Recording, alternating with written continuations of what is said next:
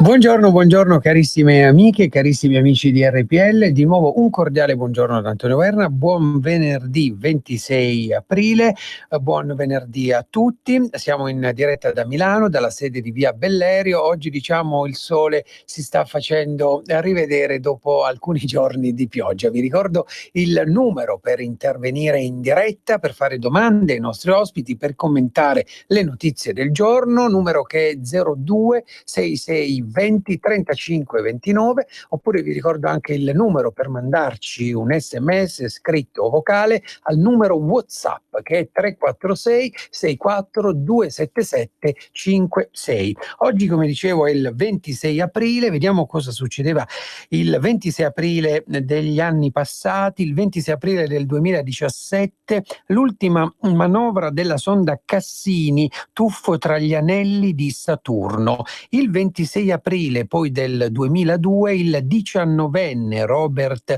Steinhauser spara e uccide 17 persone nella sua scuola a Erfurt in Germania. Il 26 aprile del 1994 in Giappone un Airbus A300-600R della China Airlines si schianta all'aeroporto di Nagoya provocando 264 vittime. Il 26 aprile del 1994 il Sudafrica tiene le sue prime elezioni cui partecipano anche uomini e donne nere e il 26 aprile del 1986 ci fu il disastro di Chernobyl. L'esplosione in una centrale elettronucleare provoca immediatamente 31 vittime. Nei giorni seguenti una nube radioattiva contaminerà buona parte dell'Europa, Italia compresa. Le conseguenze sulla popolazione locale dureranno per decenni. Allora, in collegamento telefonico con noi Roberto dalla regia, che risaluto, mi dà l'ok. Abbiamo un amico di RPL che di solito sentiamo il lunedì, ma con tutti questi ponti e con tutte queste feste abbiamo spostato ad oggi il deputato della Lega Andrea Dara. Ciao Andrea, buongiorno. A tutti. Buongiorno Andrea. Allora, carissimo Andrea, con te vorrei un po' fare il punto della situazione, no? Di tutti i provvedimenti che questo governo ha approvato da quando si è insediato e i provvedimenti che questo governo dovrà approvare in questi altri mesi, in questi anni. Ecco, prego Andrea. Beh, l'elenco, a differenza di quello che magari annunciano telegiornali e giornali, sono veramente tanti. Io voglio ricordare che recentemente le cose un po' più importanti che sono state portate avanti in questo periodo, che sono il decreto sicurezza, la legittima difesa, il taglio ai vitalizi dei parlamentari, se vi ricorderete è stato fatto recentemente anche quello il taglio ai vitalizi ai consiglieri regionali. Il nostro ministro si è impegnato molto sulla diminuzione degli sbarchi che sono quasi azzerati, sono stati passati del 90%, ma per entrare un po' più nel tema, ad esempio economico, voglio ricordare che questo governo è riuscito a bloccare l'aumento dell'IVA che era stata messa a bilancio dal governo precedente. Ricordiamo la flat tax per le partite IVA fino a 65.000 euro, c'è l'impegno sull'anno prossimo per il 2020 portare la soglia a 100.000 euro, quindi 20% per chi fattura 100.000 euro. Ricordiamo quota 100, i fondi per l'assunzione straordinaria delle forze dell'ordine. Ricordiamo che abbiamo messo a bilancio l'assunzione di 6.000 agenti tra polizia, carabinieri e vigili del fuoco e guardia di finanza, molti più soldi per l'istruzione e per la ricerca. C'è stato uno sblocco per gli avanzi di bilancio dei comuni virtuosi che è pari quasi a 1 miliardo, quindi tanti comuni che hanno comunque i propri conti a posto potranno reinvestire queste risorse per la manutenzione di strade, manutenzione di scuole, e quindi anche qui si genereranno posti di lavoro. C'è stato anche stati stanziati da qui al 2033 250 miliardi di investimenti.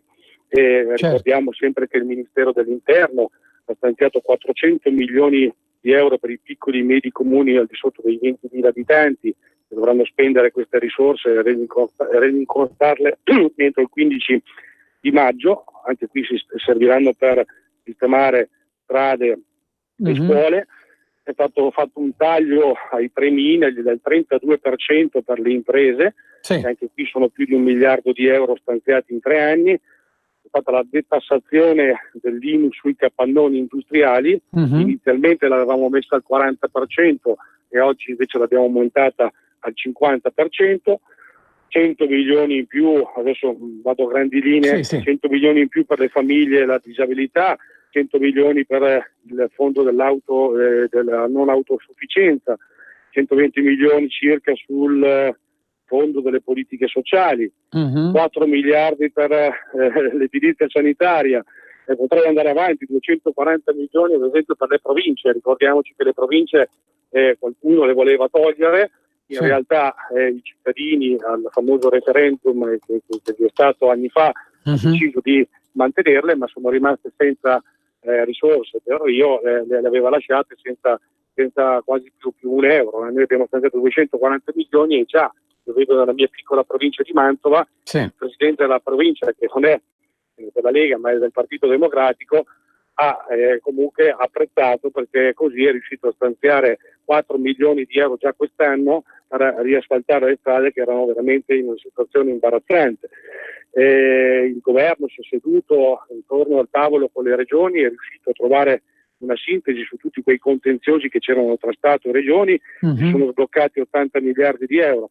Potrei andare avanti all'infinito su quanto è stato fatto. Io voglio ricordare che, al di là di quello che vi ho detto, quello che arriverà tra poco in aula nelle prossime settimane, sempre sulla questione sociale, ad esempio l'educazione civica, sarà riportata all'interno delle scuole, e la proposta che il nostro ministro e tutta la Lega ci tiene in particolar modo, la legge sulle telecamere da mettere negli asili, nelle case di riposo. E quindi potrei stare qui un'ora a elencarvi talmente tante cose. C'è anche il decreto crescita che è appena stato portato avanti, e all'interno c'è la maggiorazione dell'ammortamento per i beni strumentali nuovi, la revisione della mini-IRES, la maggiorazione della deducibilità dell'IMU che ho detto prima, il sisma bonus.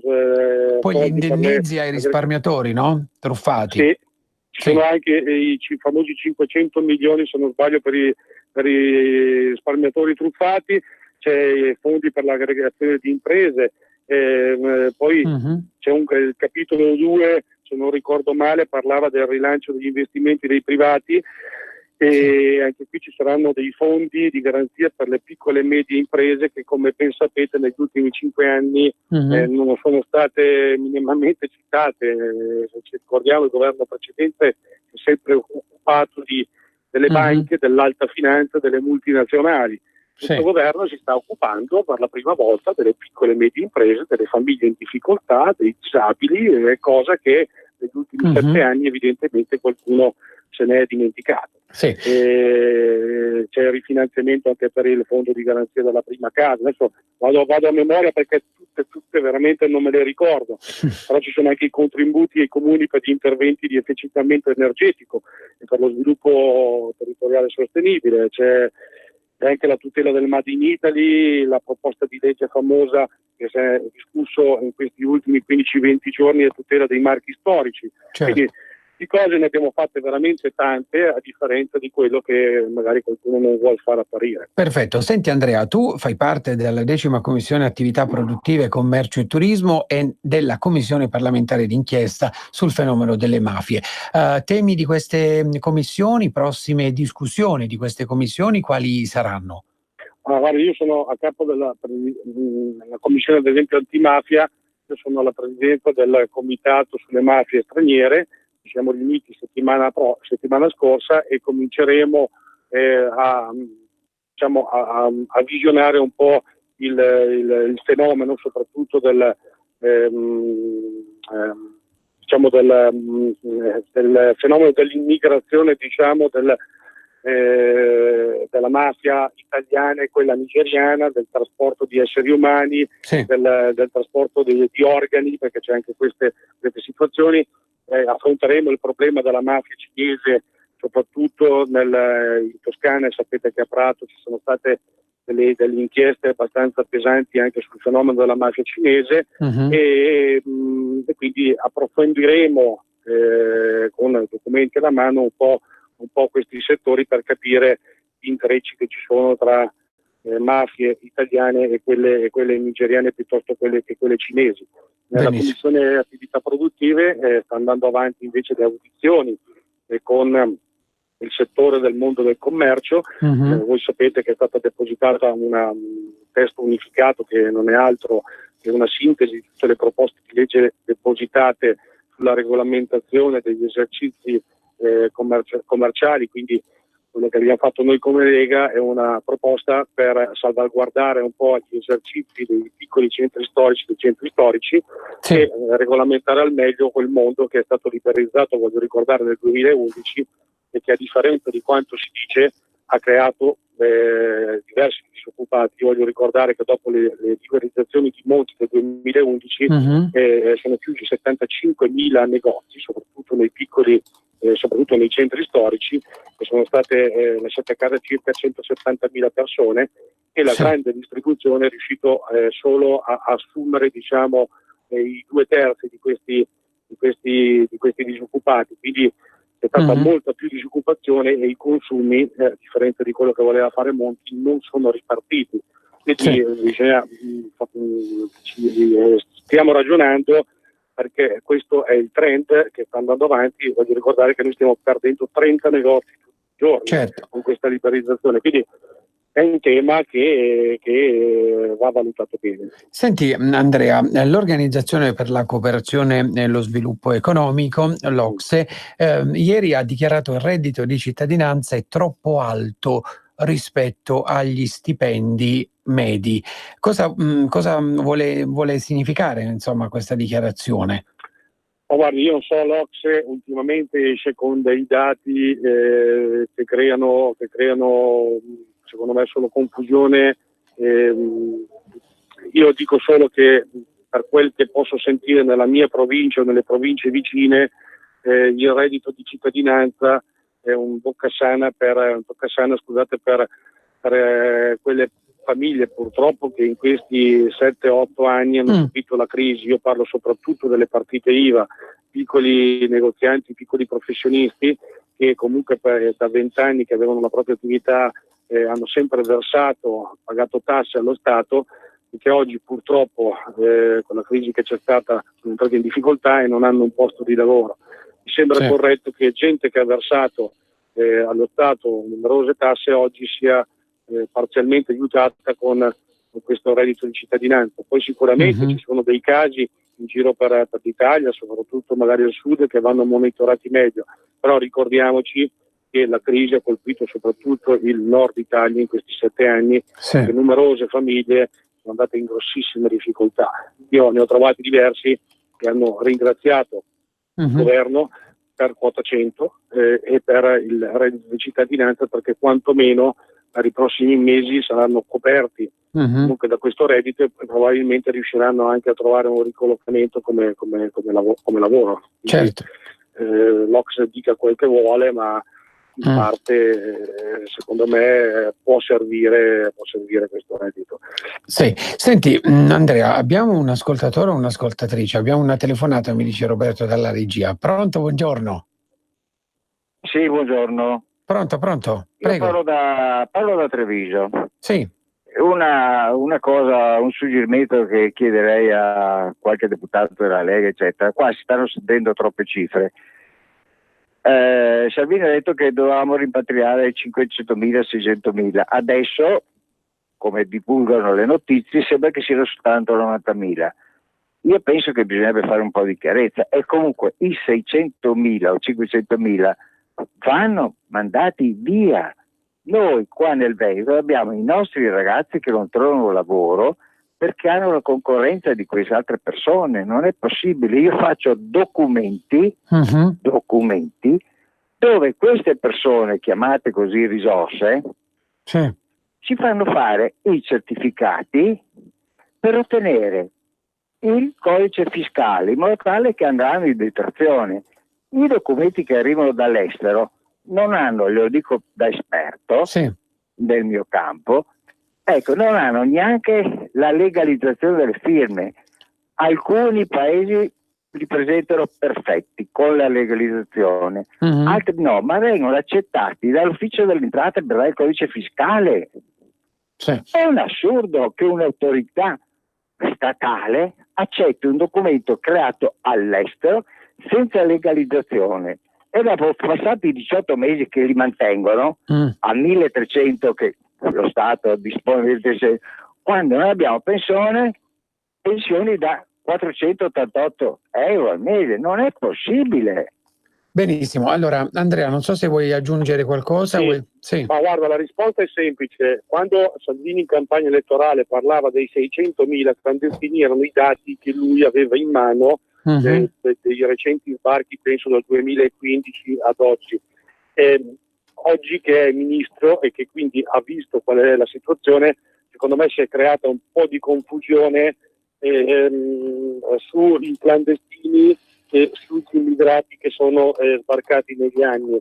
Sì. Io approfondirò il tema, però io voglio ricordare che questo governo è qui da 9 mesi e il ministro dell'Interno sta facendo degli accordi e sta lavorando molto con gli altri stati per rimpatriare quelle persone, soprattutto che poi commettono reati sul territorio. È vero che nel decreto sicurezza c'è all'interno, e in tanti casi io vedo nella mia piccola provincia di Mantova nell'anno 2018 e inizio 2019 i rimpatri sono stati fatti non pochi. Sì.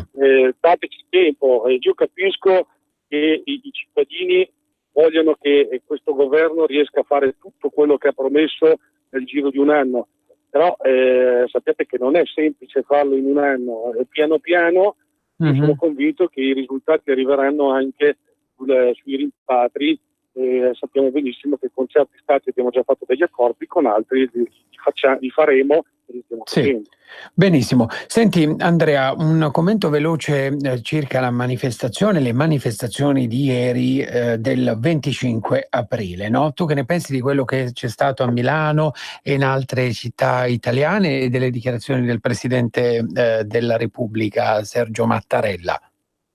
Guardi, il 25 aprile dovrebbe essere una data dove tutti devono essere uniti al di là delle visioni politiche.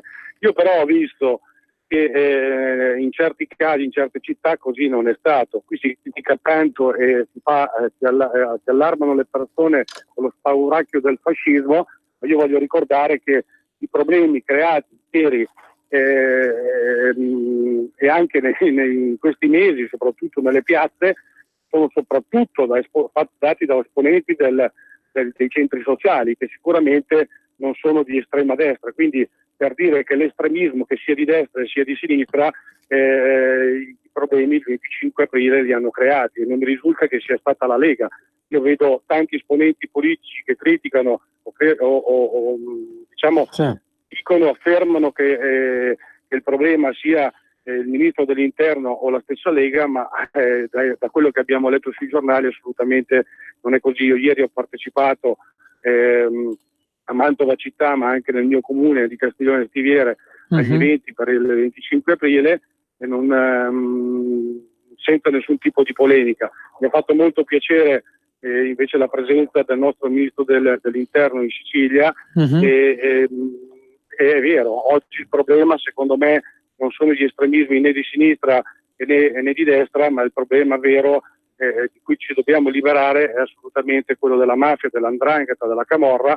E vi faccio dire una battuta, mi auguro che il 26 di maggio ci si possa anche liberare di questa Commissione europea che, secondo il mio punto di vista, ha fatto danni all'Italia stessa, e speriamo che ci sia un risultato positivo e sia una commissione nuova che liberi un po' l'Italia dai tutti i cavilli che sono stati messi in questi anni. Benissimo. Allora Andrea, grazie mille per essere stato qui con noi oggi, questo venerdì. Ci risentiamo prossimamente in radio. Di solito con te ci sentiamo il lunedì, quindi ci risentiamo, insomma. Va bene, grazie a tutti. Ciao. E buona giornata e buon weekend. Ciao, grazie mille ad Andrea Dara, deputato della Lega. In collegamento telefonico con noi abbiamo Leonardo Tarantino, altro amico di RPL, deputato della Lega. Ciao Leonardo, buon venerdì.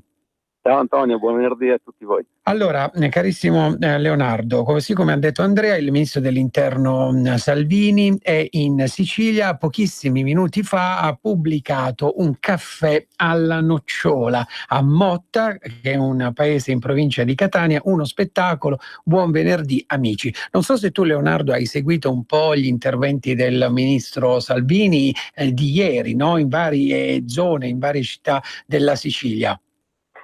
Allora, puntualmente no, ho visto una foto magnifica però di una folla incredibile che era davanti a lui, e a dimostrazione ancora del consenso che ha, insomma, generato da quello che sta facendo, cose concrete anche per la Sicilia contro la lotta alla mafia.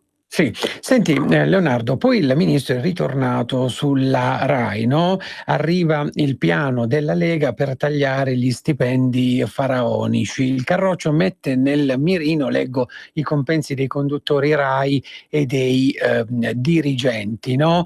Tu che ne pensi di questo, di questa polemica, no, sulla RAI?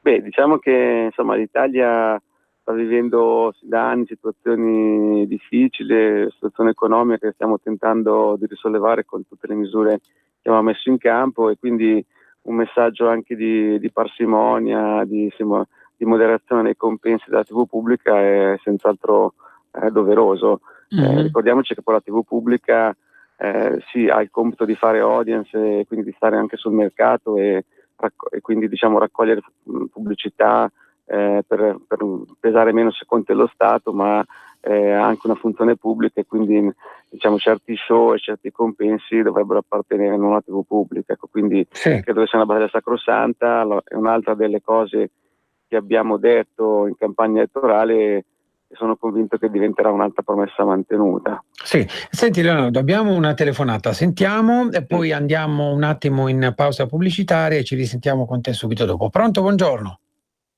Pronto, buongiorno, sono Omar Bassani da Martinengo. Ciao Omar, prego.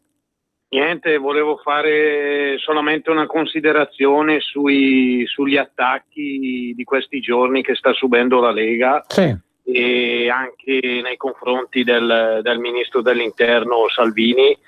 Penso che chi vuole creare questa situazione di credito nei confronti di Salvini e della Lega si debba rassegnare, perché vedendo anche le immagini di ieri, e personalmente sono stato anche alla festa della Lega di Zanica, il consenso nei confronti della Lega e nei confronti del ministro dell'Interno e segretario federale Salvini sono in costante ascesa.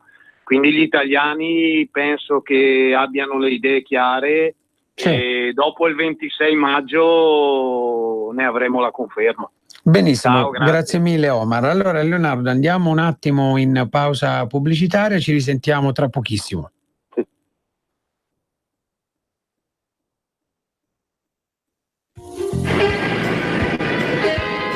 Edizione straordinaria, edizione straordinaria. No, grazie. Io voglio solo notizie populiste. Non mi fido dei soliti quotidiani, dei telegiornali ben pensanti. Via, via. Allora, devi procurarti una Radio DAB o scaricare la nuova app di Radio Padania. Da oggi l'informazione de Il Populista scorre sul monitor delle Radio DAB e sullo schermo del tuo telefonino.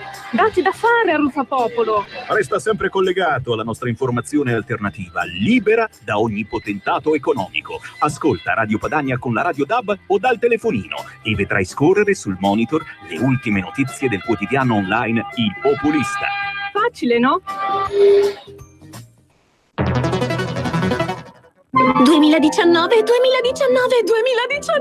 Ma chi ha parlato? Sono io, la Digital Radio, quella del sistema DAB+, e sono strafelice perché dall'anno prossimo sarò ufficialmente in tutte le auto. È ora di vivere la magia della Digital Radio. Se stai pensando di comprare una nuova auto, pretendila con il sistema DAB+, il suono perfetto. Dal 2019 In tutte le auto nuove. Dibidi dobidi DAB. anche Radio Padania è in Digital Radio. Ciao Ruspa, come butta? Guarda che sei in onda. Donare il 2 per 1000 alla Lega è importante per i progetti di Matteo Salvini? Sì, la gente lo sa. Sa pure che D43 è il codice da scrivere sulla dichiarazione dei redditi. Sì, D43, lo sa. E che se lo dice al suo commercialista fa tutto lui. È bravo Ruspa.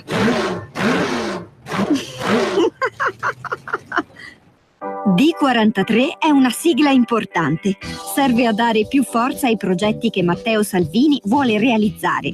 Quest'anno il 2 per 1000 donalo alla Lega di Matteo Salvini. Dillo al tuo commercialista. Donare il 2 per 1000 alla Lega è un'ottima azione.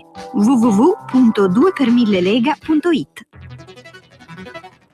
Messaggio per tutti gli imprenditori, gli artigiani, i commercianti, i liberi professionisti. Hai un'attività? Dei prodotti da promuovere? Prova la pubblicità sulla nostra radio. Radio Padania ha preparato per te una grande promozione per aiutarti a sostenere la tua attività a tariffe davvero straordinarie. Informati, vedrai che si può fare. Mandaci una mail all'indirizzo spot@radiopadania.net. Con Radio Padania si può fare. Exclusive Dance Chart. Ciao belli, sono Max Martinelli. Con la DJ Isabi vi aspetto su RPL per farvi fare tanti saltelli con la Exclusive Dance Chart, la classifica dance nazionale. Dalle 23 il sabato, se avete voglia di dance, vi aspetto su RPL con la Exclusive Dance Chart. Tanti saltelli con la B e il Martinelli su RPL. Exclusive Dance Chart. Rieccoci carissime amiche e carissimi amici di RPL, al telefono con noi c'è Leonardo Tarantino, deputato della Lega, amico di RPL. Allora Leonardo, commentiamo un po' le parole del nostro ascoltatore che dice attacchi alla Lega e al ministro dell'Interno Matteo Salvini, e io ti chiedo, no, in questi ultimi giorni tiene banco questa polemica sul sottosegretario Siri, il Movimento 5 Stelle dice il dovere di chiarire, no? Bisogna chiarire, bisogna mandar via il sottosegretario Siri, no? Tu come la pensi? Ma io concordo sulla necessità di chiarezza, di trasparenza, di legalità, però mi pare che il Movimento 5 Stelle questo tema abbia veramente ceduto. A fronte semplicemente di un avviso di indagini, il ministro Toninelli ha revocato le deleghe a Siri senza neanche poter comprendere e confrontarsi. Adesso ieri abbiamo scoperto che addirittura forse questa intercettazione non esiste, sì, e quindi non si parla di Siri, cioè credo che insomma ci sia la garanzia da parte di tutti di potersi difendere, di poter chiarire, quindi è stata una cosa che veramente adesso si è anche ingigantita, è diventato tema di scontro appunto sul fatto che appunto Siri debba rimanere o no al governo, però insomma credo che in altre situazioni, in altri momenti si sia agito sempre in modo diverso, quindi speriamo che torni la ragione, ecco, no? Come ripeto, è giusto che ci sia chiarezza, limpidezza nell'operato del governo, di chi ne fa parte, però non si può neanche cacciare di volta in volta un segretario, un ministro, che poi stanno lavorando, quindi hanno dei dossier, hanno una conoscenza di argomenti che diversamente appunto se continuiamo a togliere e mettere i ministri ci sono anche dossier che rimangono fermi, quindi spero che per Siri ma anche per il futuro che si trovi una linea direzione assolutamente diversa. Benissimo, senti Leonardo, stasera c'è il verdetto, o meglio c'è il giudizio di Standard & Poor's sull'Italia, lo spread tocca quota 270, no? C'è quindi attesa per il pronunciamento dell'agenzia di rating. Secondo te che cosa dirà? Questo lo sanno loro, hanno i loro conteggi, le loro formule algebriche, i loro calcoli matematici. Diciamo che noi abbiamo sempre detto che più che le agenzie di rating vale i dati reali della nostra economia. I dati dei primi mesi dell'anno sono dati incoraggianti.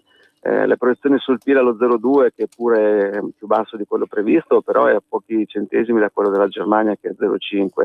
Abbiamo visto la produzione industriale a gennaio salire e salire più in Italia che in altri paesi europei.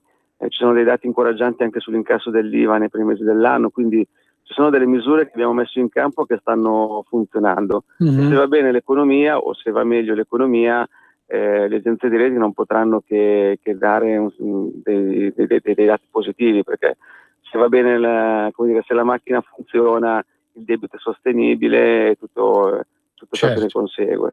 Sì, senti Leonardo, c'è un'ultima ora, no? A Bisceglie un giovane ha sparato contro i carabinieri in Borghese che lo stavano sottoponendo ad un controllo giovedì sera nei pressi del mercato ittico di Bisceglie. Questo episodio ricorda purtroppo un episodio analogo che c'è stato il 13 aprile scorso. Tu come commenti questi gesti? Questo sono segnali invece direi molto negativi, perché comunque questo non rispetto delle forze dell'ordine che porta addirittura a sfidarli e quindi anche a usare le armi, addirittura come è successo purtroppo in provincia di Foggia, a portare alla morte di un carabiniere, sono cose su cui bisogna assolutamente invertire la rotta. Salvini anche simbolicamente, indossando sempre le divise delle forze dell'ordine, vuole ridare lustro e anche orgoglio a tutti quegli operatori che ci aiutano a garantire la nostra sicurezza. Come dire, spiace davvero vedere che poi ci sono persone che non hanno non hanno scrupoli e fanno questi atti davvero, davvero gravi, che vanno secondo me puniti in modo esemplare. Benissimo. Senti Leonardo, che si dice nel tuo territorio? Ecco, quali sono le novità? Ma in provincia di Varese, diciamo dal punto di vista politico elettorale, abbiamo un appuntamento importante con quasi 2/3 dei comuni che vanno al voto, e quindi insieme alle elezioni europee siamo in queste settimane come parlamentari, anche come tutti i nostri esponenti nei consigli regionali, partecipando alla presentazione delle liste, e devo dire che si respira aria buona, c'è tanto entusiasmo nei confronti della Lega. Ho partecipato personalmente anche a diverse serate dove appunto la Lega non amministrava, eppure c'era veramente molta gente convinta della bontà di quello che si stava proponendo. Benissimo. Allora Leonardo, grazie mille come al solito per la tua disponibilità, per essere stato qui con noi oggi. Ci risentiamo la settimana prossima. Buon proseguimento di giornata. Grazie a voi, grazie a te Antonio. Ciao. Grazie mille a Leonardo Tarantino, deputato della Lega. Ora al telefono con noi anche Giuseppe Cesare Donina, deputato della Lega, membro in questa maggioranza della 9ª Commissione Trasporti, Poste e Telecomunicazioni alla Camera e della Commissione parlamentare per la semplificazione. Ciao Giuseppe, buongiorno. Buongiorno a voi. Allora, grazie mille Giuseppe per essere qui questa mattina in collegamento telefonico. Allora, questa mattina sul Corriere della Sera c'è un'intervista al vice premier Luigi Di Maio che tra i tanti argomenti parla anche di autonomia. Dice sì, l'autonomia è nel contratto di governo, si farà, ma non si vuole il rischio che diventi di nuovo una Padania, no? Bisogna guardare anche alle regioni del Sud. Tu che ne pensi anche di questo? Ma assolutamente sì, ma è sempre stato. Adesso mi sembra siano già 10 le regioni che hanno chiesto più autonomia, quindi su alcuni settori. mi auguro che siano tutte le regioni d'Italia che chiedono questa autonomia, anche perché la gestione secondo noi fatta territoriale, più vicino al cittadino, è quella migliore. Si vede un po' tutti gli stati, in particolare la Svizzera fatta a cantoni, dove le necessità dei cittadini sono molto più vicine a chi decide, quindi la direzione è proprio questa, pur restando uno stato unitario, per l'amor di Dio, cioè, non vogliamo rompere noi questo paese, vogliamo solamente che i territori si amministrino da soli. Certo. Senti, per quanto riguarda invece il caso Siri, tu come vedi questa situazione, no? Questa polemica? Ma la polemica su Armando Siri, a parte che il sottosegretario mi sembra persona capace, intelligente e tutto il resto. Adesso se siamo arrivati al punto che si condannano le persone sui se, sui ma, su cose inesistenti, su intercettazioni che non ci sono, su emendamenti non passati, su DEF che non sono i nostri, mi sembra davvero che siamo arrivati al ridicolo. Guardi. Noi preferiamo, al di là di queste polemiche, continuare il lavoro che stiamo facendo da parecchi mesi, rimanendo sui territori, portando avanti le istanze dei cittadini, e anche a Roma lavorando su quelli che sono i temi cari ai cittadini italiani, che è l'economia, il lavoro, l'immigrazione e tutto il resto. Benissimo, Giuseppe, abbiamo una telefonata, sentiamo. Pronto, buongiorno. Buongiorno, sono Massimiliano. Ciao Massimiliano. Ascolta, per quanto riguarda il Siri è ridicola, anche perché i 5 Stelle, inutile che reclamano, nel contratto c'è scritto che un ministro deve essere indagato, Siri non è ancora indagato, chiuso. Per quanto riguarda invece le autonomie, ragazzi, ma mi spiegate le regioni del sud come faranno, che autonomia vogliono? Al sud nessuno paga le tasse. Abbiamo gli esempi ultimi, le richieste per il sussidio sono 10 volte più di quelle del nord. Mi spiegate voi, se a questa gente non arrivano i soldi da Lombardia, Veneto, Emilia, eccetera, eccetera, come faranno? Come faranno anche a intascare i politici di quelle latitudini milioni e milioni? Ma io non ci vedo chiaro, non ci vedo chiaro. Io spero di ottenere l'autonomia il più presto possibile, però se i 5 Stelle incominciano a mettere dei paletti perché l'economia deve andare anche alle regioni del sud, non ci vedo nulla di buono. Ciao ragazzi. Ciao Giuseppe, non so se vuoi commentare le parole del nostro ascoltatore. Commento volentieri l'ultimo tratto. Praticamente sul discorso dell'autonomia bisogna partire da un presupposto che era poi quello che noi ci siamo sempre detti, che è quello che si riferisce ai costi standard. Consideriamo che il bilancio di tutte le regioni italiane è fatto per l'80% di sanità. E il problema è proprio lì, cioè noi continuiamo a sperperare risorse in sanità soprattutto al sud, ma perché loro non sono competitivi con le nostre strutture, ma nello stesso tempo c'è stato un bellissimo filmato delle Iene qualche settimana fa che faceva proprio vedere lo spaccato sanitario in Lombardia e in Calabria, cioè dove hanno praticamente costi doppi rispetto a quelli lombardi e hanno servizi pessimi. Ecco, e questa cosa qua da sistemare. Una volta che noi mettiamo mano ai costi standard e equipariamo i costi della gestione sanitaria su tutto il territorio nazionale, già questo sarebbe secondo me un grande vantaggio di autonomia, permetterebbe alle regioni del sud di risparmiare un sacco di soldi che potrebbero essere investiti in altro, ma soprattutto darebbero un servizio a tutti i cittadini italiani alla stessa maniera, che è una cosa fondamentale, perché poi ci dimentichiamo, è vero, attacchiamo anche le persone del sud, però dimenticando che loro realmente non hanno neanche i servizi primari che dovrebbero avere nel 2019. Sì, senti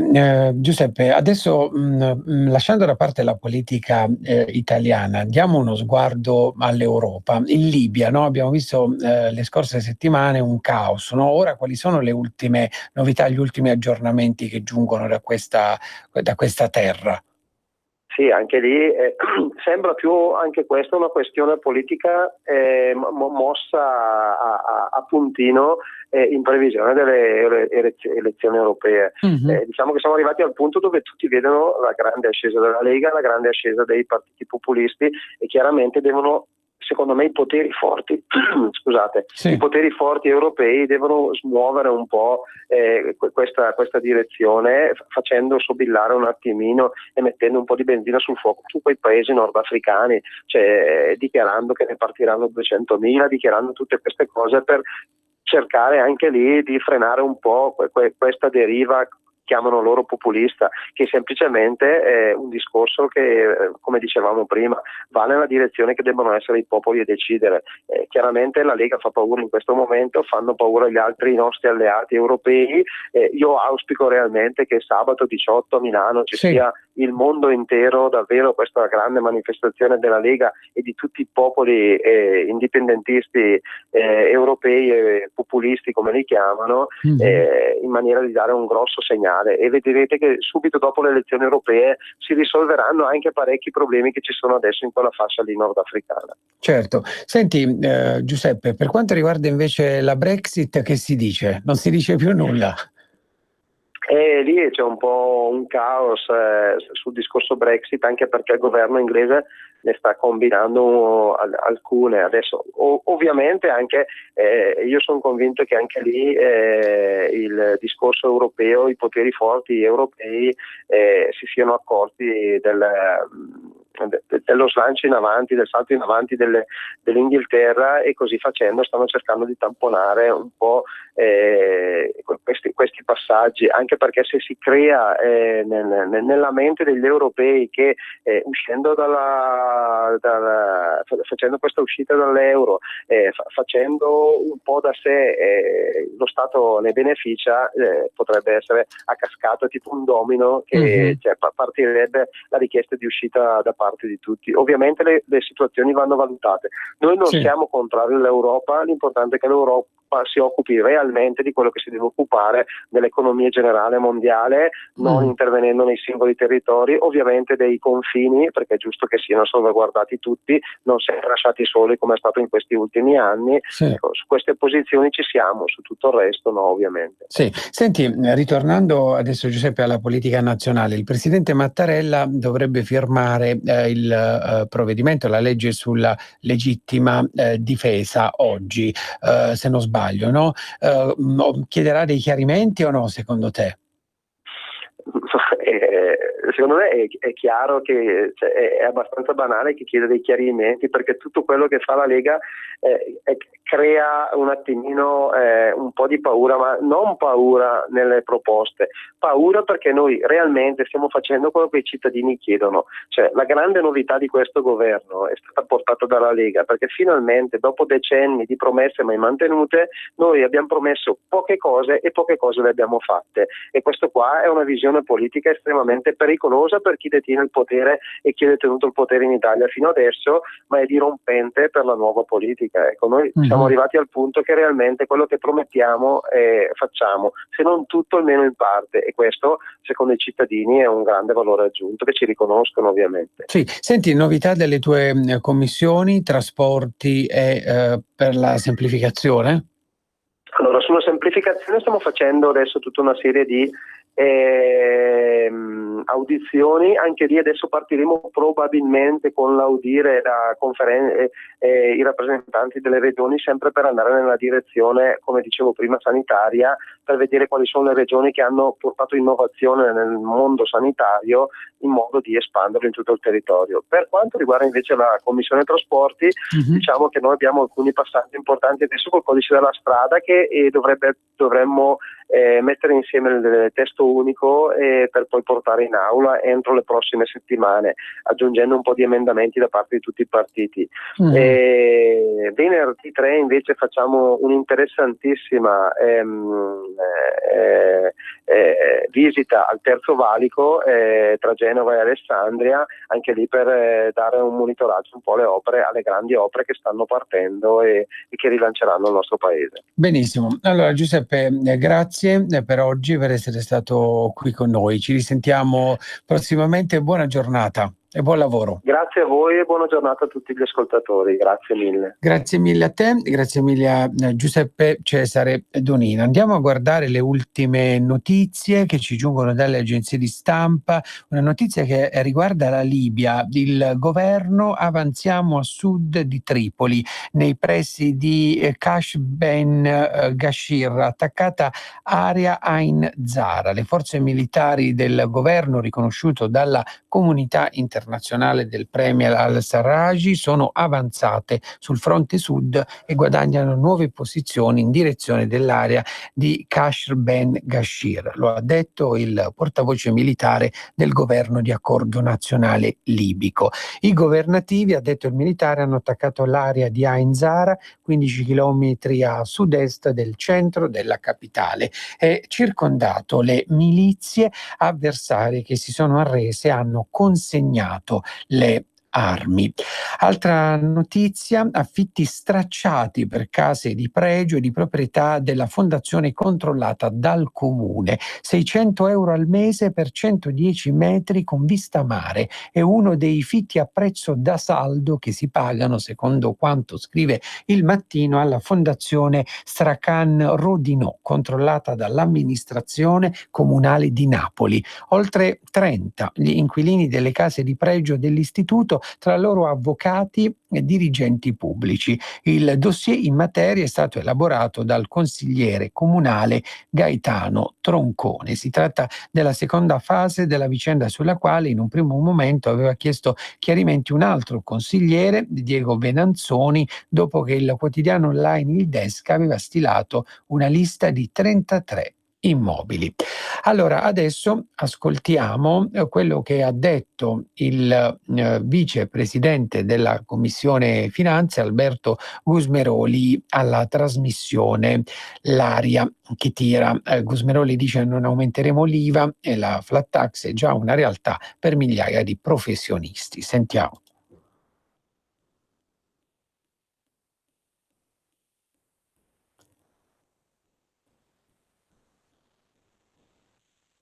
E proviamo a confrontare con il dato di realtà. Lo facciamo con il vicepresidente della Commissione Finanze, leghista, Alberto Gusmeroli, revisore dei conti, deputato della Lega. Insomma, che fine ha fatto la flat tax? Nel contratto di governo, come ricordava Salvini, c'è ed è ben chiara. Assolutamente. Nel DEF no.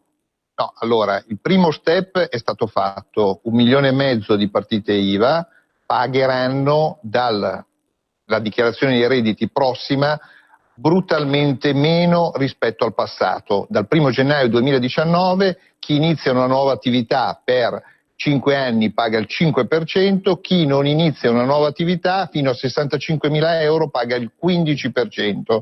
Quindi questi sono già dati assodati. Dal 1 gennaio del 2020 l'asticella da 65.000 va a 100.000 e poi c'è la seconda fase che abbraccerà una ulteriore platea di persone, che potrà essere la riduzione della prima aliquota dal 23 al 20, ma potrà essere anche, per esempio, una delle tante ipotesi è la flat tax incrementale, quindi sull'incremento di reddito nel 2020 rispetto al 2019 si paga solo il 15, per esempio, questa è una delle ipotesi, oppure una flat tax sui nuclei familiari, ma comunque il tema della riduzione fiscale è un tema che ci dobbiamo porre tutti. Perché?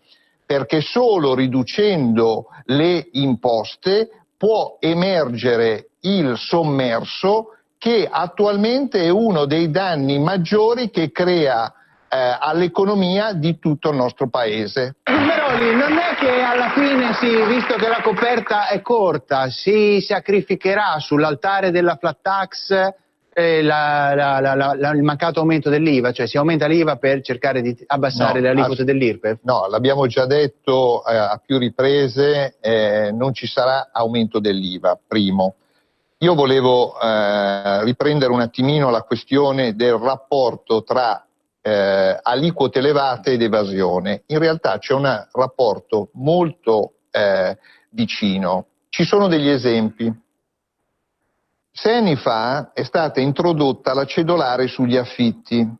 C'era un'evasione degli affitti molto elevata. Se voi andate a vedere il bilancio dello Stato, Come si è finanziata questa forte riduzione delle imposte? Si è finanziata con l'emersione, e quella è l'esempio di flat tax, cioè la flat tax che fa emergere il sommerso. Allora, in Italia ci sono oltre 200 miliardi l'anno di evasione.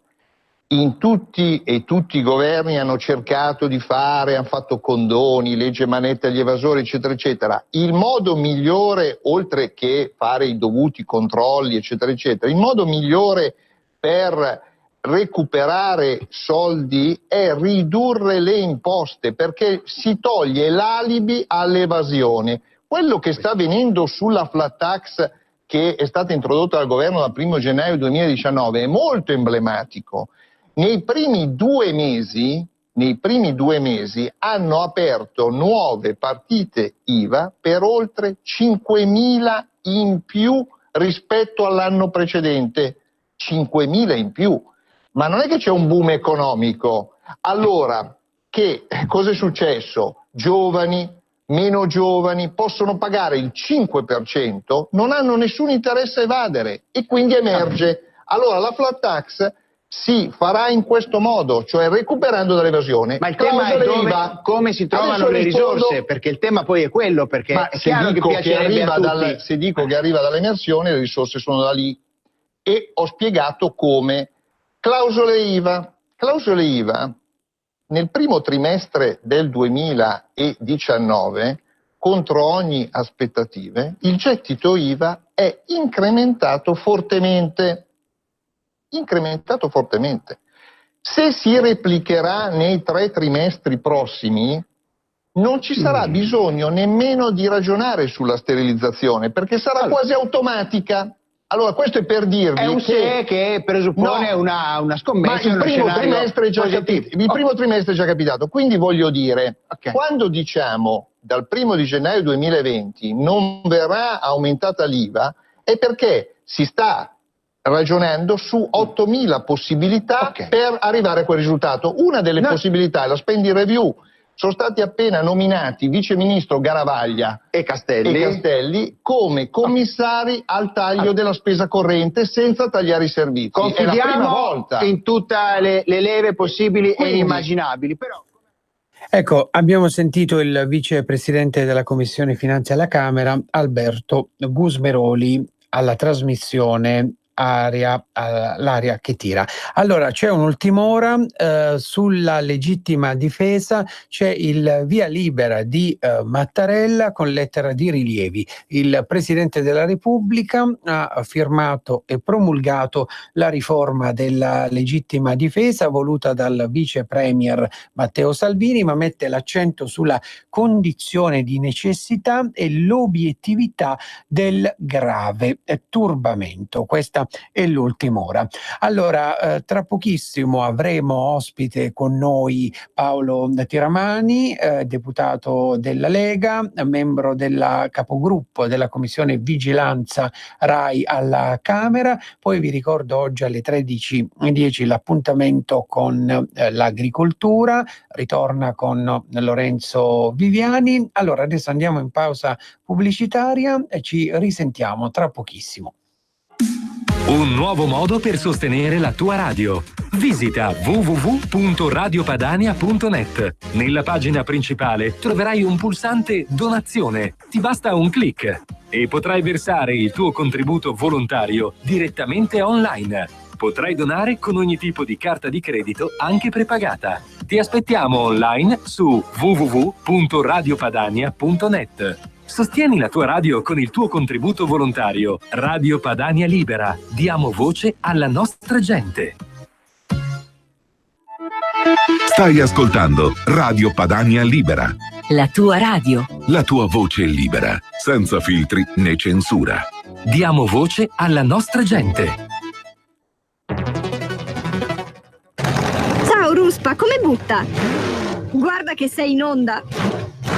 Donare il 2 per 1000 alla Lega è importante per i progetti di Matteo Salvini? Sì, la gente lo sa. Sa pure che D43 è il codice da scrivere sulla dichiarazione dei redditi.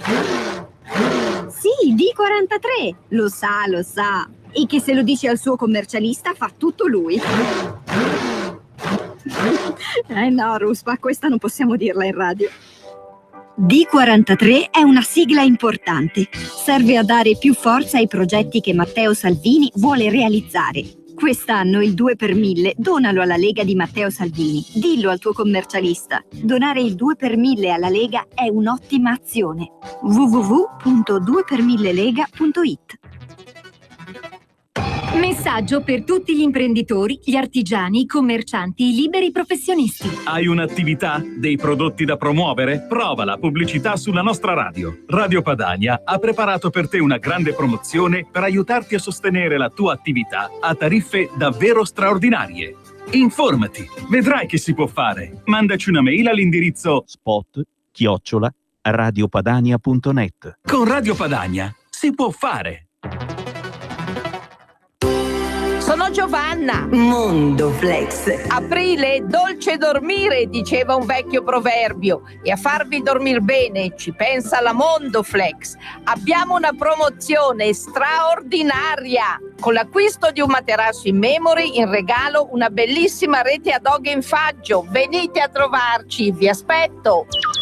A Treviolo e a Melzo, il sabato orario continuato. Mondoflex reti e materassi. A Treviolo, Melzo, Monza, Erba, Crema, Castelmella, Brescia e Desenzano del Garda.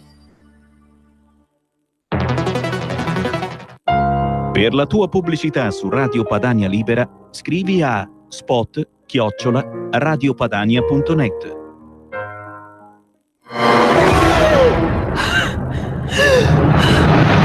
Pensa a respirare. Ora abbandonati. Che cosa vedi? Luce, oscurità, l'equilibrio. È tanto più grande. C'è stato un risveglio. Hai sentito? Conosco una sola verità.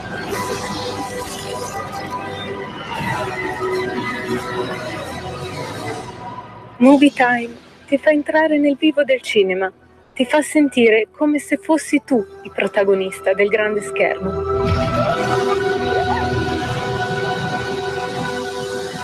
Ogni sabato dalle ore 16. C'è stato un risveglio. L'hai sentito? Attenti terrestri. È in arrivo l'antologia di Padania Misteriosa. Non si sa quando, non si sa come, ma si sa dove. Qui, su Radio Padania, l'antologia di Padania Misteriosa. Il lato oscuro. E la luce. Il mistero continua. E la realtà non sarà più la stessa. Allora, amici di RPL, ribentornati in diretta. Siamo a Milano, dalla sede di Via Bellerio, in collegamento telefonico con noi, di solito sempre il giovedì, oggi eccezionalmente di venerdì, Paolo Tiramani, deputato della Lega. Ciao Paolo, buongiorno. Ciao Antonio, buongiorno a tutti. Allora, carissimo Paolo, è di poco fa, no, la notizia della promulgazione della legge della legittima difesa da parte del Presidente della Repubblica Mattarella, no? Non so se hai sentito di questa notizia. Ho appena letto online Repubblica, perché io leggo sempre il nemico. Ok, allora quindi Mattarella sigla la legge sulla legittima difesa, ma invia ai presidenti delle Camere una lettera, no, con 2 correttivi. Non so se hai letto di che cosa si tratta. No, i correttivi no. Ecco, e ribadisce il Presidente che tutelare incolumità e sicurezza è primaria ed esclusiva responsabilità dello Stato. Quindi poi insomma capiremo meglio di che cosa si tratta. Senti Paolo, che novità hai dalla tua città, da Borgo Sesia? Guarda, io ho fatto una settimana di influenza pesantissima, oggi però sono tornato in comune. da domani, se il tempo lo permette, ci saranno 5 giorni di street food che termineranno il 1° maggio. La sera ci sono tante eccellenze culinarie da ogni parte d'Italia, ci sono previste decine di migliaia di turisti e curiosi dai comuni limitrofi, quindi siamo pronti ad accogliere tanta gente a bordo Silvia. Benissimo. Senti, volevo chiederti che novità ci sono invece dalla tua commissione vigilanza RAI? Io credo che l'attività della vigilanza sarà un po' ferma, nel senso che a questo punto si aspetta l'esito elettorale delle elezioni europee, poi il tavolo in qualche modo andrà rovesciato, qualche cosa da cambiare. Leggo indiscrezioni che mi fanno piacere, tra cui il vostro vecchio collega Roberto Poletti, dato come conduttore di Una Mattina, se fosse confermata sarebbe un'ottima notizia. E qualcosa cambierebbe anche a Rai 1, dove Teresa De Santis si sta muovendo molto bene. Una mattina estate, no? Una mattina estate. Ecco, poi io leggevo anche per il prossimo Festival di Sanremo di Amadeus con non so chi altro, no? Non so se hai letto quest'altra notizia. Ho letto, sai come la penso io. Tu vuoi Christian De Sica? No, io vorrei De Sica è un sogno, no, vabbè, ma è un mio pallino. L'importante è non concedere il tris a Baglioni, poi tutto il resto viene accolto positivamente. Ecco, senti Paolo, questi giorni di Pasqua ci sono state delle brutte notizie, no? A Pasqua abbiamo seguito l'attentato in Sri Lanka, per domenica le chiese rimangono chiuse per il pericolo di nuovi attentati. Tu quando hai sentito queste notizie che commento hai fatto? Sono rimasto molto colpito per l'ennesimo attacco al cristianesimo. Ci sono ancora troppi paesi che fanno del fondamentalismo religioso la propria ragione di vita, c'è troppo squilibrio tra un'Europa la cui cristianità è religiosamente tranquilla e ancora troppi squilibri tra i fondamentalisti islamici, quindi questa è l'ennesima riprova. Diciamo che dal 2001, dall'attentato alle Torri in poi, è stata un'escalation di fatti negativi e questo non va bene. Sì, senti, questa mattina invece su tutti i giornali, no, c'è la protesta dei rider, no? Ci sono le minacce dei rider ai clienti famosi che non danno le mance. Ma ci puoi spiegare un po' questi rider come sono, qual è il loro contratto, ecco? Sì, ho letto anch'io, mi sono divertito perché ho letto che un sacco di interisti sono stati bollati, tra cui Cardi, come i clienti più spilorci. Da Juventino mi sono fatto una risata. Battute a parte, sì. Alla Camera abbiamo lavorato per regolamentare meglio questo tipo di attività che prima si basava su semplicemente l'erogazione di voucher, poi con l'abolizione di voucher con le ritenute d'acconto. Il sospetto che sia molto borderline la quota della ritenuta d'acconto e come dire il lavoro nero a volte è plausibile, soprattutto nelle realtà dove non c'è molto controllo. Chiaramente diventa un secondo lavoro perché non potendo superare certe soglie deve essere un modo anche per i giovani di arrotondare, ma non può essere qualificato come un lavoro a tempo pieno. Sì, senti Paolo, abbiamo visto anche in questi giorni polemiche tra il Movimento 5 Stelle e la Lega sul caso Siri. Oggi leggo poi anche un'altra notizia: Di Maio e Salvini non si seguono più su Instagram, no? Ti chiedo, questo governo quanto tempo durerà e tu come la pensi sul caso Siri? Ma allora, sul caso Siri non conosco bene le carte, c'è massima fiducia verso Armando che conosciamo e quindi la Lega è assolutamente schierata al fianco del suo sottosegretario. Le valutazioni politiche le lascio a Matteo Salvini. Sulla durata del governo, ma io non riesco a capire se questa agitazione del Movimento 5 Stelle è un tentativo capestro di recuperare del consenso.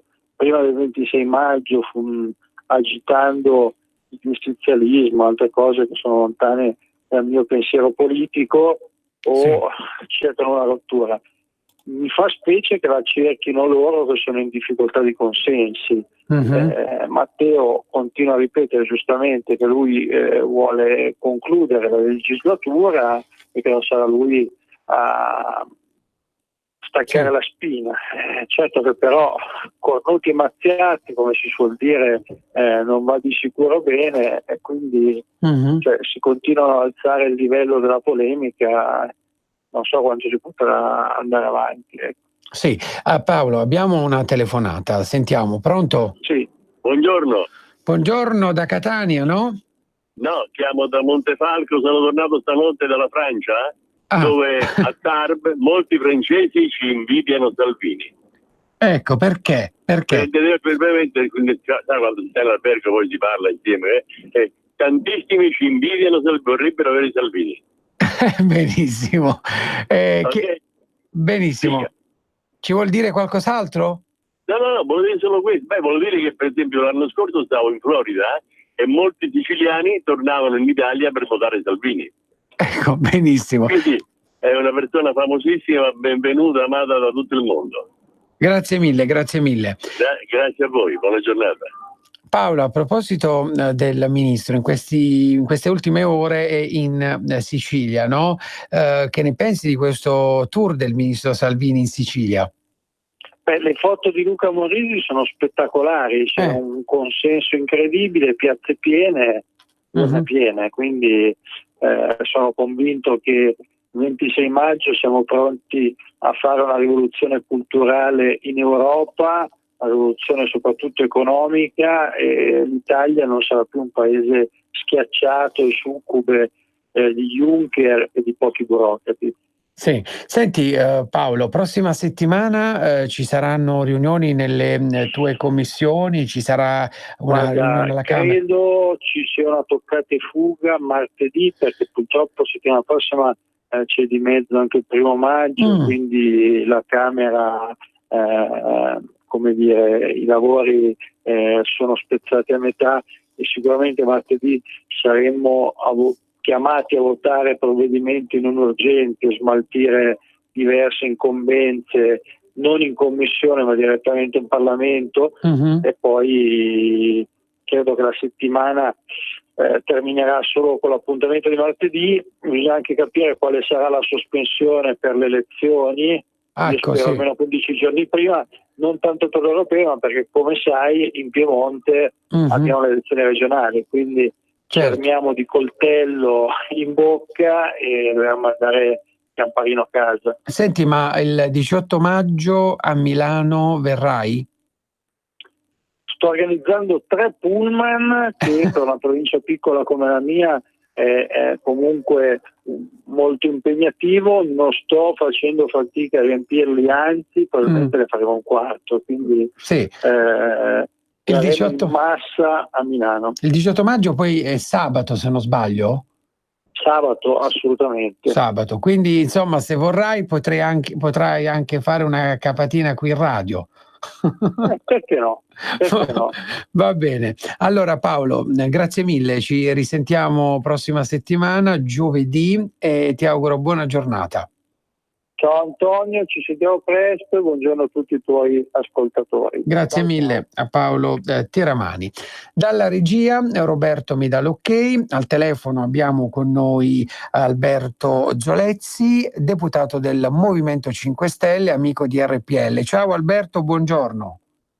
Ciao a te e a tutti gli ascoltatori, buona giornata. Buona giornata. Allora Alberto, che si dice innanzitutto a Mantova, che è la tua città? Quali sono le ultime novità di questa splendida città? A Mantova si sta parlando di 2 cose essenzialmente. Uno è dell'inceneritore che vuole realizzare la Progest, che in una realtà come Mantova già impattata sta causando notevoli preoccupazioni, anche perché si è scoperto, oggi è il titolo di prima pagina della stampa locale, si è scoperto che questa carta, come già avevo preannunciato io, viene dagli Stati Uniti, ma oggi sono state portate le prove anche visive di questa provenienza carta dagli Stati Uniti, dove io chiaramente rispetto la gestione ambientale statunitense, ma c'è una differenza, c'è una differenziazione dei rifiuti molto minore rispetto all'Italia, e quindi la Cina sta rifiutando questi rifiuti, mentre adesso in teoria l'Italia vorrebbe farsi carico non di una questione mantovana semplicemente, ma bensì di ben 9 milioni di tonnellate di carta mal differenziata. Il problema pratico per Mantova è stato che questi rifiuti mal differenziati con organico, con schifezze varie, hanno creato delle puzze pazzesche in tutto il quartiere di Cittadella. 10.000 persone di destra, di sinistra, di centro hanno protestato perché non riuscivano a dormire di notte, non potevano uscire sul balcone per queste nubi veramente tossiche. Io sono andato personalmente a sentire in via Spalti la situazione ed era veramente invivibile, per cui questo rifiuto mal differenziato assolutamente non ci può stare, non può essere trattato, perché poi chiaramente durante la macerazione, durante le fasi di produzione della carta viene miscelata, poi si producono rifiuti liquidi e quant'altro che possono dare queste nubi, su cui anche la magistratura sta indagando. L'altro aspetto di Mantova è la mostra di Nietzsche contestata, perché in passato questo autore utilizzò anche sangue animale per le proprie opere, e adesso teoricamente domenica dovrebbe partire. Ci sono notevoli anche preoccupazioni, anche come parlamentari siamo stati investiti della situazione. È difficile, chiaramente antipatico fare censura all'arte, però sicuramente abbiamo attenzionato la questione, perché la sensibilità non solo media, ma direi della stragrande maggioranza dei cittadini e delle istituzioni è contraria a questo tipo di mostra. Senti Alberto, questa mattina c'è un'intervista sul Corriere della Sera al vice premier Luigi Di Maio, che parla di diversi argomenti, parla del caso Siri, di cui si sta parlando da diversi giorni. Allora, il Movimento 5 Stelle chiede chiarimenti. Quale sarà appunto secondo te l'uscita da questa polemica? Ma io premetto che secondo me è stato importante anche la fase transitoria, non solo l'uscita, cioè si è parlato finalmente degli argomenti che seguo, cioè gli incentivi eccessivi alle fonti rinnovabili e determinate spinte in avanti su metodologie complesse come il biometano. Queste sono cose che ho seguito personalmente. Crippa, il sottosegretario, è stato chiamato a testimoniare, non sono stato chiamato io, ma in realtà posso dire che stavo seguendo un po' determinati tentativi che io al momento consideravo semplicemente tecnicamente azzardati, chiaramente non avevo nessuna idea di cosa ci potesse essere, per cui bene che si sia parlato di ambiente, perché bisogna avere tecnologia, bisogna avere studio, passione per cercare di dare a Cesare quel che è di Cesare. Se c'è un incentivo deve essere commisurato a una fattibilità e non ad aiutare magari qualche lobby o forse peggio. Adesso chiaramente questa è la risposta alla tua domanda. Ci sarà in un confronto alto fra Conte e il sottosegretario Siri, che dovrà cercare di chiarire. Io vedo però che ci sono nuovi documenti che stanno arrivando che testimoniano sicuramente un'azione politica contraria agli interessi dei cittadini, perché quello che potenzialmente ha fatto Siri è far aumentare le bollette dell'energia per i cittadini. Non è nel cuore né del Movimento 5 Stelle né della Lega un'azione del genere, per cui penso che si arriverà a una definizione in tempi rapidi con l'allontanamento dal governo. Però, ripeto, ci sarà un confronto importante fra il premier Conte e il sottosegretario Siri. Adesso, visto che non si sa ancora bene quale sarà la data di questo confronto, dove in quella sede si potrà parlare di quello dei fatti, delle opportunità. Purtroppo si è visto dati probabilmente non al corrente di Siri, ma purtroppo dietro ad alcune lobby sembra che ci sia stato un interesse anche della criminalità organizzata. Chiaro, sono tutte cose da definire, però parliamo di qualcosa di molto, molto grave che, ripeto, per il cittadino si poteva tradurre, se fossero passati certi emendamenti o certi testi, in aumento delle tasse e aumento anche dell'inquinamento, perché alla fine non è che incentivando il biometano così senza aver fatto una previa sperimentazione si faceva il bene ambientale. Io stesso, ripeto, sono stato coinvolto nel dare un parere, ho detto mettiamo una sperimentazione per capire se in qualche modo può funzionare, ed è il testo dell'accordo di governo che ho l'orgoglio e che difendo, perché non è che si possa demonizzare, ma prima devo capire se c'è un ciclo vita adeguato e se si possono trattare i rifiuti organici così. Secondo me no, perché ho altre formazioni e altre informazioni, difendo il compostaggio per evitare la desertificazione del suolo, però quelli sono aspetti tecnici. Ripeto, bene per me che si sia parlato di questi temi che a volte sono sempre marginali, invece sono andati al centro della scena. Senti Alberto, poi il vice premier Di Maio ha parlato del tema sanità, dice il Movimento 5 Stelle appronta da 9 mesi una legge per togliere le mani dei partiti dalla sanità, ma il Carroccio non è d'accordo, pretendiamo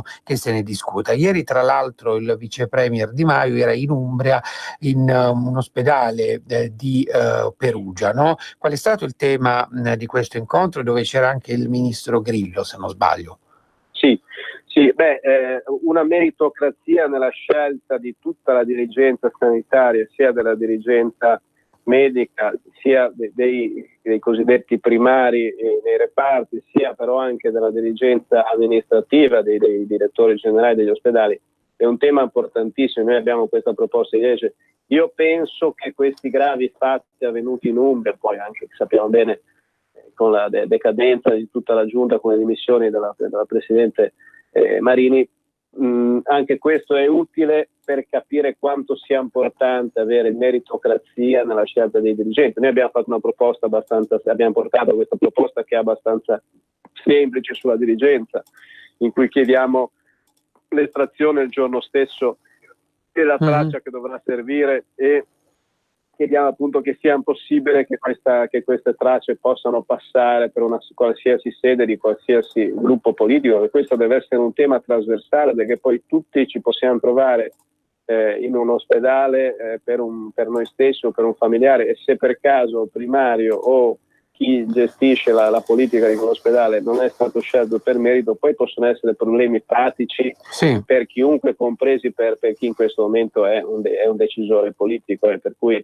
io penso che questa storia dell'Umbria abbia sollevato un velo su cose che purtroppo sembrano troppo frequenti. Il Ministro della Salute era presente, e c'è questo impegno sulla meritocrazia, come un impegno per aumentare chiaramente le assunzioni, sbloccare, e sono grandi risultati, aumentare il numero dei posti di specialità, che purtroppo oltre a questi dati di scarsa meritocrazia c'è proprio una scarsità di personale su cui stiamo cercando di porre rimedio, e queste 1000 nuove borse di specialità secondo me sono la prima risposta a chi come la Lorenzin voleva davvero affossare totalmente il Servizio Sanitario Nazionale. Sì, senti Alberto, poi il vice premier è stato anche a Taranto l'altro giorno, no? Qual era il motivo di questa visita? Allora, Di Maio è riuscito a portare 2 notizie importantissime in questo, nell'ultimo decreto appunto del famoso Consiglio dei Ministri notturno. Sulla crescita si è portata lo stop all'immunità penale per chi gestisce l'Ilva, siano essi commissari, affittuari come in questo momento ArcelorMittal, siano proprietari, se ArcelorMittal diventerà per circa un anno eventualmente proprietaria dell'Ilva. Stop all'immunità penale è un dato importantissimo, perché si ritorna su un sistema di legalità. L'altro aspetto è quello della valutazione di impatto sanitario preventiva.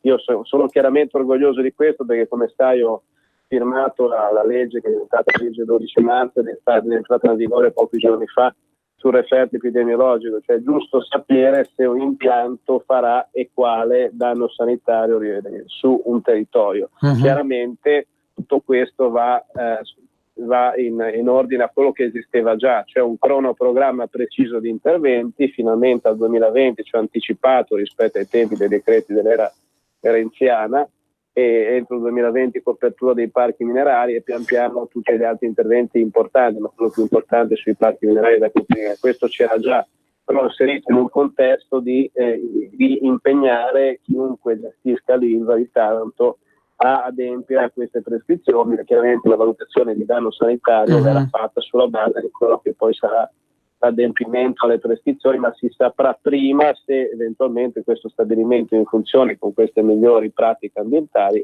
potrà dare quale eventuale danno alla popolazione. Credo che sia stato un passaggio molto importante, perché Di Maio l'estate scorsa ha preso l'Ilva in una situazione davvero difficile, è riuscito a garantire maggiori tutele ambientali, ha garantito la totale tutela occupazionale nei rapporti lunghi con l'acquirente ArcelorMittal, ma anche nei rapporti quotidiani con i comitati, con i cittadini, che hanno apprezzato nella stragrande maggioranza dei casi. Poi purtroppo l'Ilva in Taranto ha degli aspetti che vanno avanti da 60 anni di impegno per il territorio, però si è cercato davvero e si è ottenuto un grande risultato per la città, e adesso ci sono degli strumenti locali per andare avanti. Sono arrivati 80 milioni per la città vecchia per dare un'alternativa anche all'Ilva, e soprattutto ci sono a livello di Stato delle alternative che sono reddito di cittadinanza, e per fare in modo che in questo momento chiunque gestisca l'Ilva non possa ricattare nessuno. Ce la fai ad adempiere alle prescrizioni ambientali, bene, se no io come Stato, a Taranto 11.879 richieste di reddito di cittadinanza, quindi i cittadini di Taranto stanno apprezzando l'operato del governo giallo-verde, per cui si ha un'alternativa, perché ci sono dei fondi, delle risorse fresche per aiutare queste persone eventualmente a ricollocarsi. Sono 13.000 le persone impegnate direttamente nell'Ilva e nell'indotto diretto, quindi, però in questo momento lo stato ha degli anticorpi rispetto all'estate scorsa, quando si è condotta questa prima difficile trattativa dell'agosto 2018 per avere garanzie. Senti Alberto, il 26 maggio è quasi vicino, quali sono secondo te le possibili proiezioni, i possibili risultati di queste elezioni per il Movimento 5 Stelle? Ma io credo che la proiezione migliore sia quella della partecipazione, nel senso che noi dobbiamo puntare al risultato enorme, sarà quello di far andare a votare più persone rispetto alle elezioni europee precedenti. Non è possibile che solo metà di chi ha diritto al voto vada. L'Europa è in questo momento la nostra casa, noi vogliamo ridiscutere molti principi, vogliamo dare più servizi, più tutela ambientale, è inutile andare in piazza con Greta e poi non si guarda che le statistiche sull'impegno al Parlamento europeo nello scorso Parlamento europeo premia tantissimo il Movimento 5 Stelle come unica forza che ha difeso l'ambiente. Difendere l'ambiente vuol dire difendere l'occupazione. Noi vogliamo far conoscere quello che abbiamo fatto in Parlamento europeo e vogliamo che le persone capiscano che il voto per l'Europa è importantissimo di per sé stesso, ma soprattutto è anche un modo di dare di dare un premio a chi in qualche modo ha iniziato un percorso. La cittadinanza è importante, ma poi ci sono i centri per l'impiego da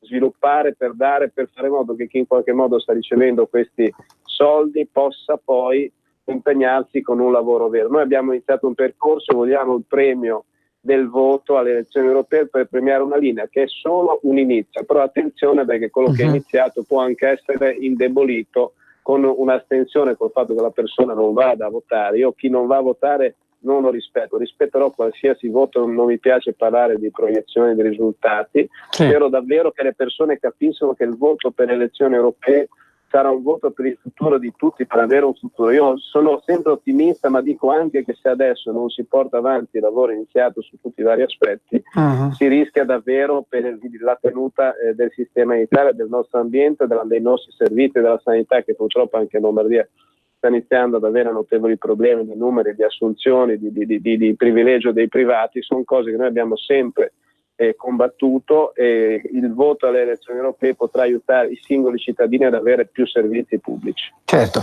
Allora Alberto, purtroppo siamo in chiusura, ti ringrazio per essere stato qui con noi, buon proseguimento di giornata, ci sentiamo prossimamente. Grazie a te e agli ascoltatori, a presto. Allora, grazie mille ad Alberto Giolezzi, deputato del Movimento 5 Stelle, grazie a tutti per averci seguito, ci risentiamo alle 13:10 con la trasmissione legata ai temi dell'agricoltura, non vi svelo quello di cui oggi parleremo. La trasmissione Revelot di Marco Pinti. No, non è mica il leghista dal volto umano? Sì, è Marco Pinti, Sammy. Marco Pinti, il leghista dal volto buono, umano, più vero, lo sguardo sincero. Irriverente potrebbe essere anche il titolo della trasmissione. Ma parla, di qualcosa. Di qualcosa. Ci sentiamo tutti i giorni dalle 16:30. I wanna everybody say, I wanna be. Dura minga. I Duraminga nel disco della settimana, sì. La rivoluzione è appena iniziata. Buon divertimento su RPL. Radio Padania è ascoltabile anche con la televisione in digitale. Sul telecomando della televisione digitale o del tuo ricevitore digitale puoi scegliere se vedere la TV o ascoltare la radio. Risintonizza i canali radio e troverai anche Radio Padania Libera, la tua radio. Canale 740.